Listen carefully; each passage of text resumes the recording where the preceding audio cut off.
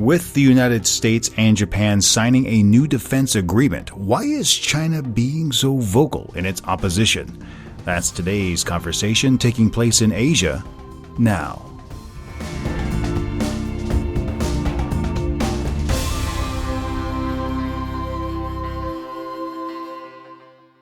Hello everyone, welcome to this week's edition of the Asia Now podcast.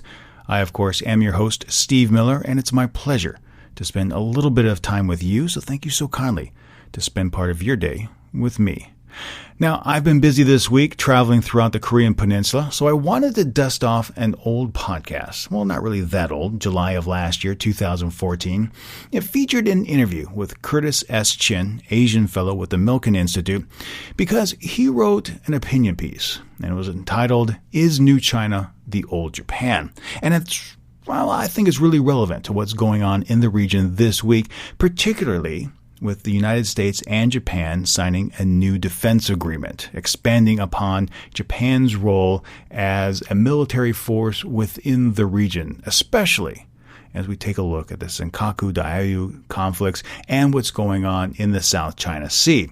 We see a lot of parallels as to what Japan did leading up to World War II and to what China is doing now. So without further ado, I'd like to welcome Curtis S. Chin to Asia Now. Thank you, Steve. It's great to be with you today. Before we get into today's conversation, could you give a little bit of a background story to yourself?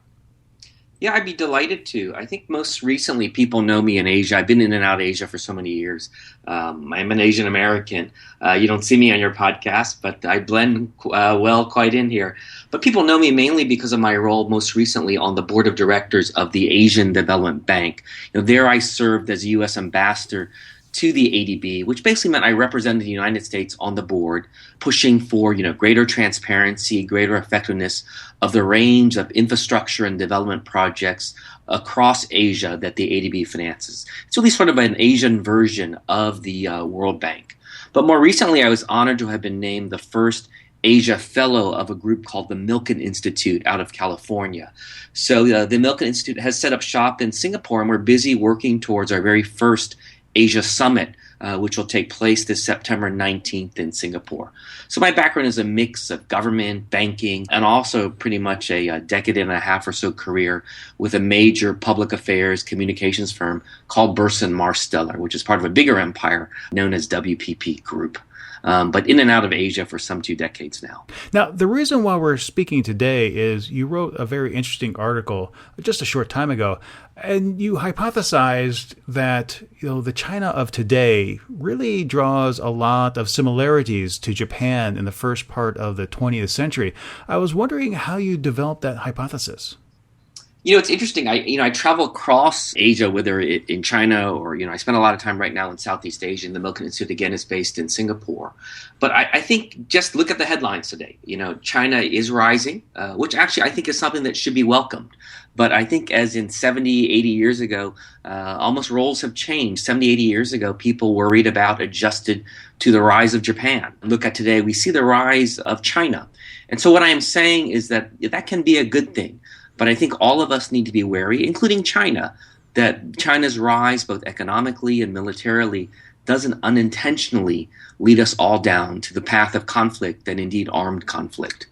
Now, in your article, you mentioned that China is expanding its territory by force and not necessarily by diplomacy. And I was wondering, in your opinion, or in speculative terms, why do you think that they're doing it and why there isn't that much resistance? Well, I think there is resistance, but again, how do you resist if you're up against a giant? Well, that's what we're seeing with Vietnam. Their fishing boats just aren't any match, and their Coast Guard ships aren't any match for the cutters that are out there in the territorial waters.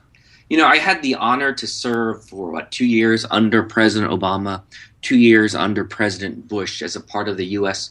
Treasury Department International Affairs team. But I have to say that, since stepping down from U.S. government, my view is that the U.S. is increasingly seen as unengaged, despite all the rhetoric of the pivot to Asia.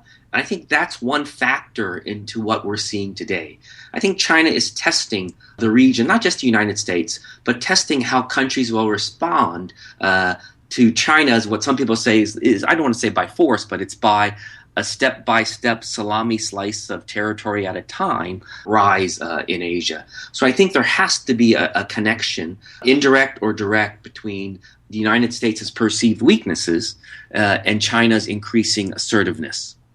No, I agree with that. I mean, we take a look at, was it last November when they unveiled the 9-dash line that essentially took all of the China Sea as their own. And they also really increased their, I guess, confrontational nature in several areas, specifically with Vietnam, with the deployment of the oil rig, which has now since come back or in the process of being removed, the Philippines with reclamation of land, and with significant flybys and interaction with Japan over the Senkaku-Daeho disputed areas. I was wondering, do you see one particular area that's more of a flashpoint than others? Well, clearly what we've seen is really the South China Seas and also the East China Sea. But I'd say the South China Sea right now more than the East China Sea, quite frankly, because the nations of the South China Sea are perceived perhaps as a little bit less strong than the nations of the East China Sea. So East China Sea, we're really talking about, let's say, Japan and Korea. South China Sea, we're talking about the Philippines, we're talking about Vietnam, so countries that don't necessarily have the strength of a Japan or even a Korea to stand up against what some perceive, again, as China's increased assertiveness. That 9-dash line, has been around a while. If you look at old maps from a decade or so ago, you'll see China's dash line asserting really that it has, I don't say the rights, but that it is its own, much of the South China Sea. But what we're seeing now, a stronger China is better able to assert what it has long maintained, what is part of its own, geographic kind of remit. Overall, many countries don't support China's claim. Do you think that they will have to back down, or China will come to the middle in some way? I think the reality is that money talks and force talks. Back down, is, for Asia, it sounds like then someone is losing face. I think China, if it's smart, if the region is smart, all nations will come together and find some kind of face-saving way forward to avoid conflict. But I think China has been very clear that it's not afraid of conflict, even armed conflict, when it feels people are threatening its sovereignty. There was a really interesting bunch of data that came out, I think this past Monday, by Pew Research Center, which is a very respected kind of polling company out of the U.S. So it looked at concerns over China's territorial ambitions in Asia and what Asians thought of China versus the U.S. So, I just pulled up the data before we got on, and I noted that, it varies so much from, here. I happen to be in Thailand today, where it's pretty evenly split, but it's pretty even.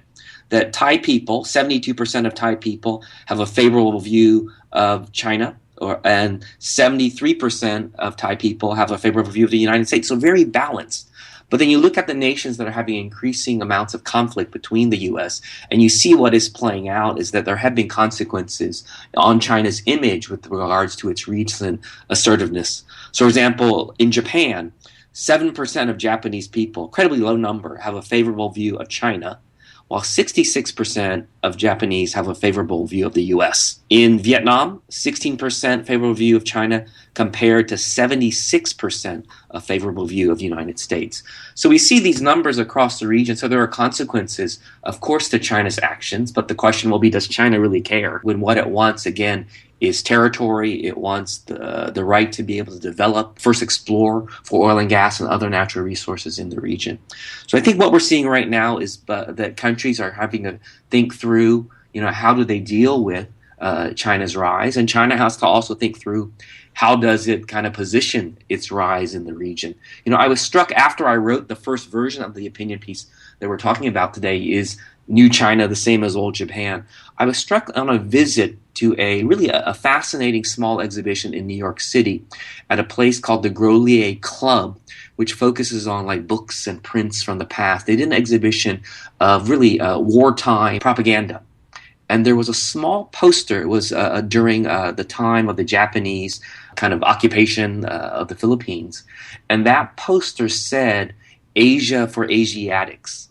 So kind of implying that what Japan was doing in World War II was simply defending Asia, throwing out the Western colonial powers.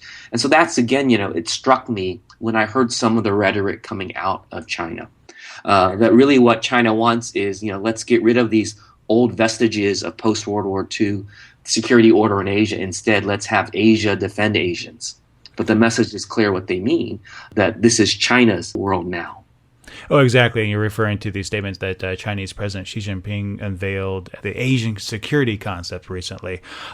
One more question. Japan is currently going through the motions in the Diet right now to approve the reinterpretation of Article 9 for collective self-defense. Do you think that Japan's increased presence in the East China Sea, the South China Sea, will have an impact on China's stance over the 9-dash line?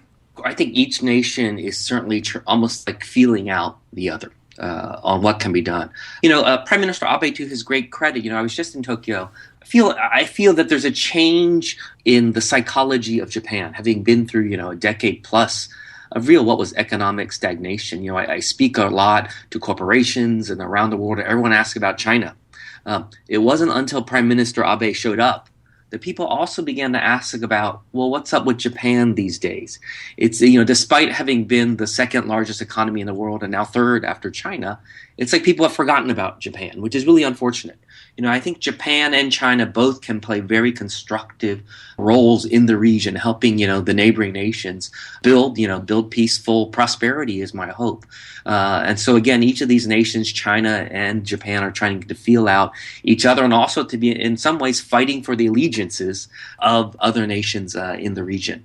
But here again, money talks. And so is it through aid, through my own world of infrastructure, finance, and development? Is that now how China will seek to win the battle? I think a positive development, but we'll see how it plays out in the last few days, has been the announcement of progress forward on something called the BRICS Bank. The BRICS is shorthand for Brazil, Russia, India, China, and now South Africa.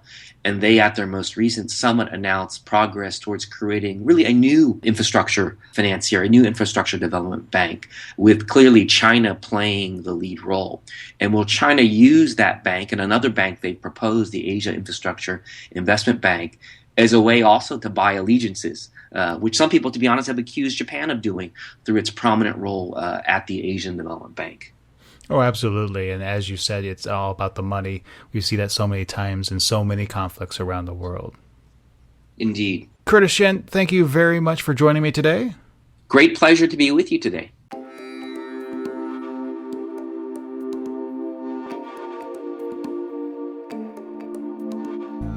I hope you enjoyed that walk down memory lane with this rebroadcast of the podcast. Don't forget to follow Asia News Weekly on Facebook or Twitter for more news, and you can send an email to the show. That address is podcast@asiannewsweekly.net if you have any questions, comments, or feedback about the show. Speaking of the show, if you enjoyed it, please share it with your friends, and if you haven't, subscribe. It's absolutely free and easy to do, and you can do that in your favorite podcast application like iTunes or Stitcher. Well, my friends, until next time, my name is Steve Miller, reminding you to be true to yourself and to always be awesome.